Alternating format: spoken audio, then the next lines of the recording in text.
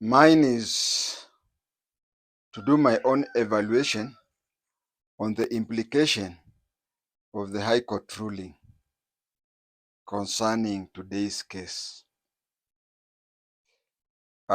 Just like any other person, it would be better if someone made comments after reading through the judgment.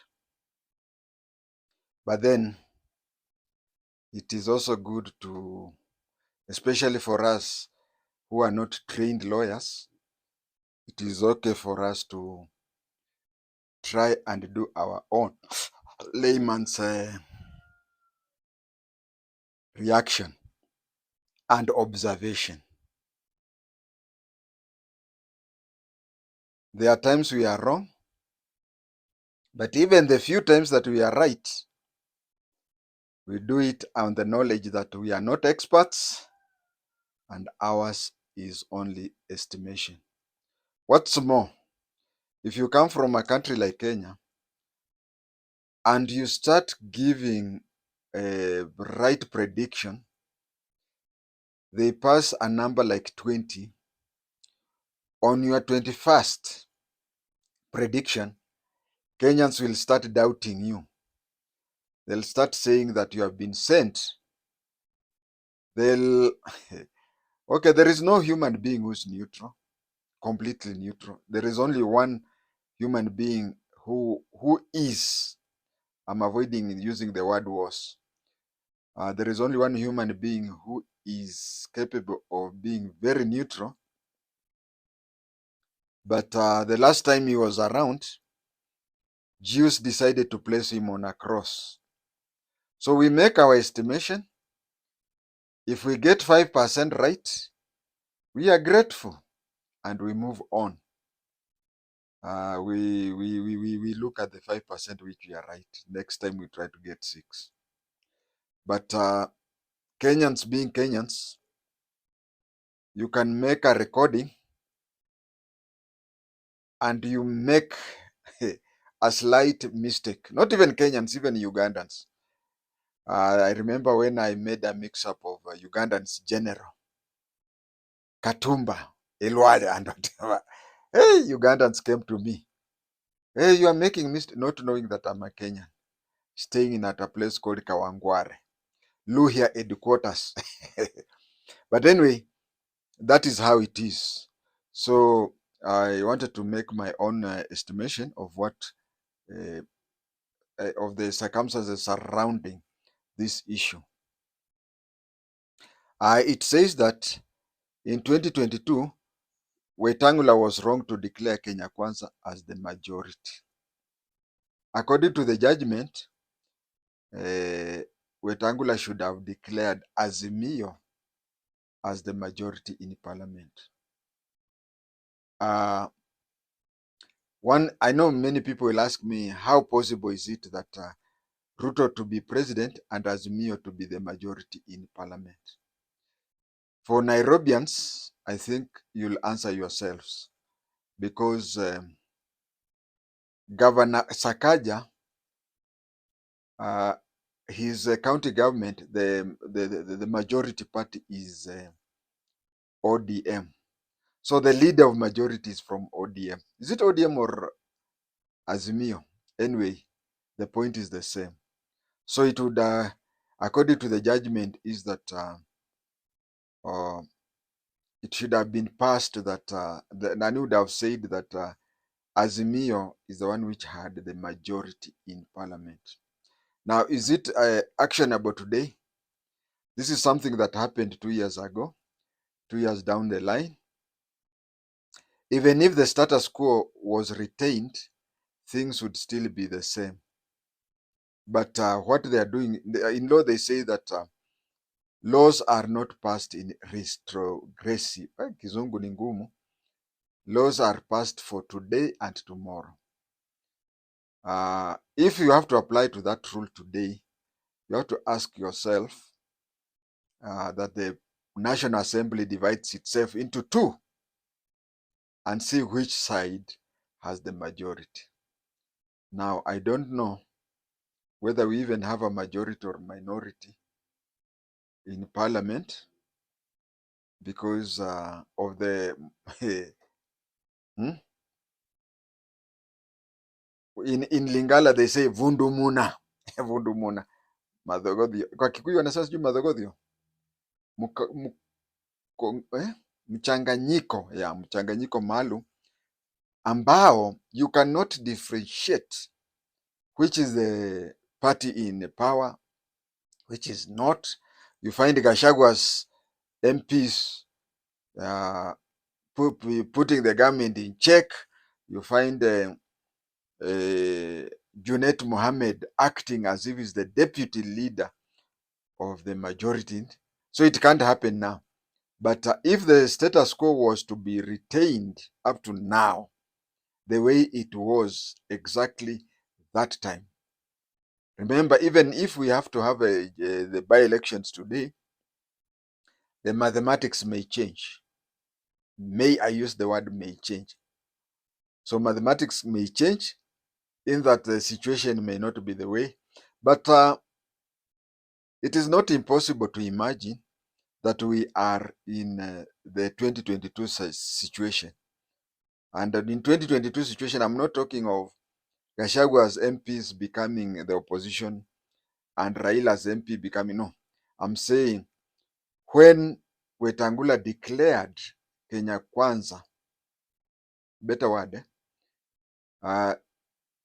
let me correct myself and use the proper terminology. When Wetangula said that Kenya Kwisha is the majority and not the azimio ya kuzimia, watu wa kuzimia zimia, I think that one is better now.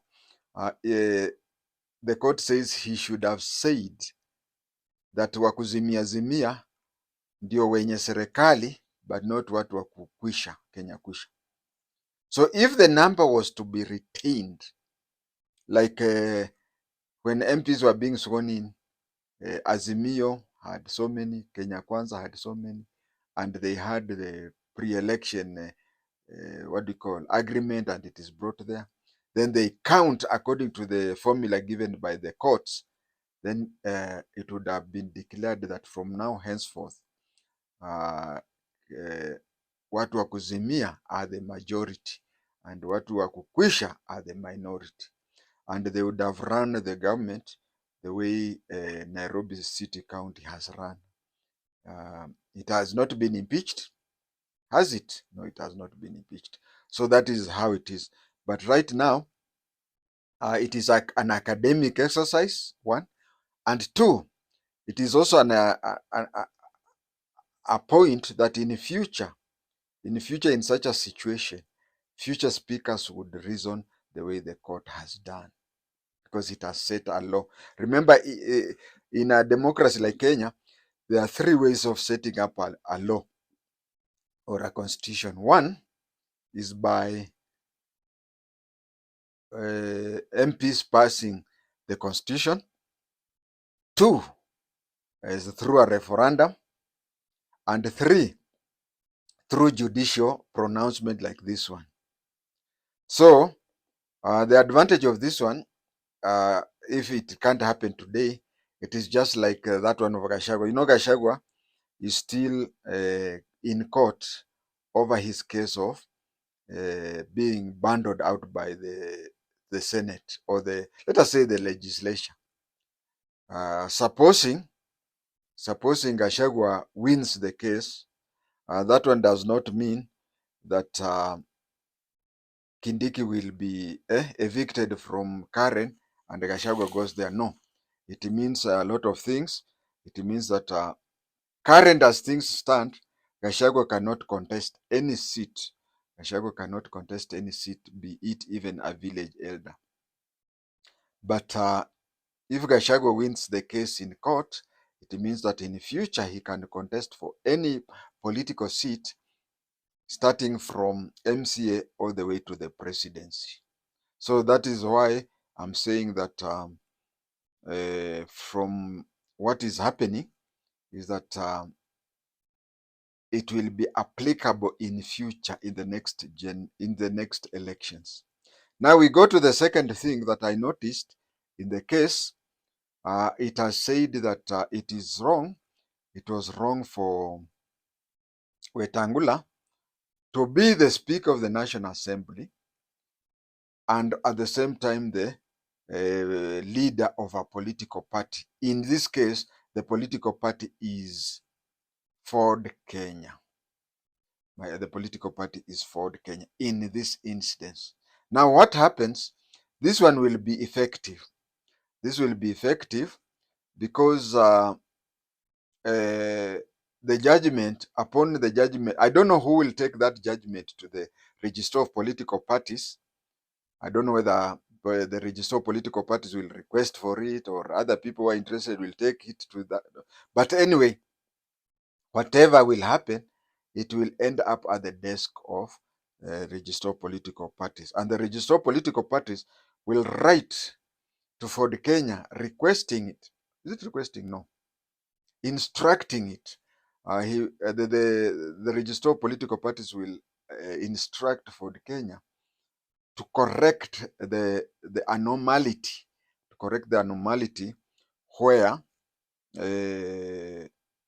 where the head of its political party is the Speaker of the National Assembly. And you know, if Ford Kenya does not agree with that, there is a lot of punitive steps that would be taken by the register of political parties.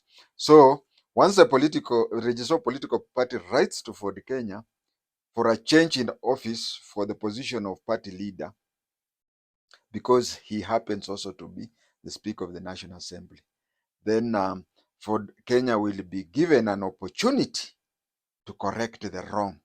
They'll be given an opportunity to correct the wrong by replacing that person. You see, it will be similar to ANC, where Timami was made the temporary head of ANC. I'm smelling something. Are you also smelling something? When it barks like a, when it quacks like a duck, walks like a duck, jijazie hapa. Forgive me for overthinking. Maybe it is not that way, but forgive me for overthinking. Wetangula has several chances, but two are prominent according to me. It is to hand over the party to someone else, like Madividi did when he gave the party to Timami, or fold the party into UDA. Now, if he gives the party to someone else, like what Madividi did, is it possible that Madividi not being in charge of ANC may have activated a quick integration of ANC into UDA? I'm overthinking, and I told you to forgive me for that. Even if he leaves the party to somebody else, like what I've just said, don't you think that UDA may find it easier to integrate Ford Kenya? I'm trying to say that supposing the constitution allowed the cabinet minister to just to be head of, cabinet secretary to be head of a political party, maybe it would have been a bit harder had Mudavadi stayed. But I repeat again, forgive me for overthinking. I am seeing a lot of coincidences here. I come from a third world country called Kenya. And in third world countries, a good number of times, judgments favor the executive. What am I trying to say?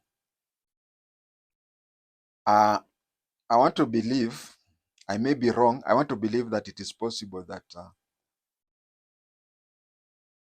UDA is happy with the judgment of Wetangula being declared that he should not be the leader of the.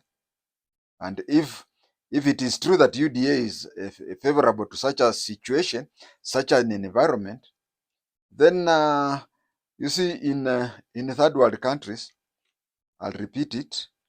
I come from a third world country called Kenya, and in third world countries, a good number of times judgment favors the executive. Now, there is also give and take on this case. The government may seem to have lost in the case. You see, by saying that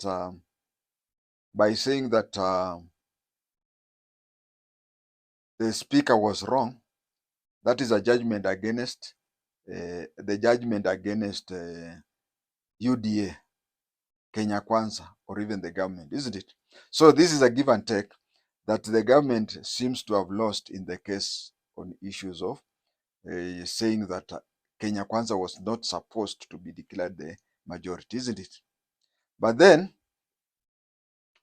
the government happens to have gotten a chance to hasten the integration of Ford Kenya into UDA. Sorry if I'm overthinking, but you see, we have had so many cases where we have had so many coincidences in life that anything happening, one would be forgiven for quickly coming to a conclusion that this thing is a setup. As I said, as I was finishing that, I was saying that if it works like if it crows like a duck, quacks like a duck, and looks like a duck, then it is a duck. The government is in need of further consolidation of various places in the country outside the Murima area. And outside the Murima area, it was easier for the government to integrate ANC. But then Ford Kenya was becoming a bit tough. Ford Kenya was becoming a bit tough. Now that Wetangula will now have to give up, even if it is on a temporary basis, even if he is to give it on a temporary basis, but whoever will be there will be a weakling and whatever. It is also possible that already knives are being sharpened.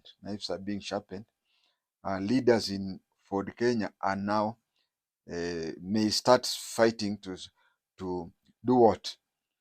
May be fighting to take over Ford Kenya, even though on a temporary basis, but they'll fight to take over and it will be weak. And that is the best time for UDA to attempt its amalgamation.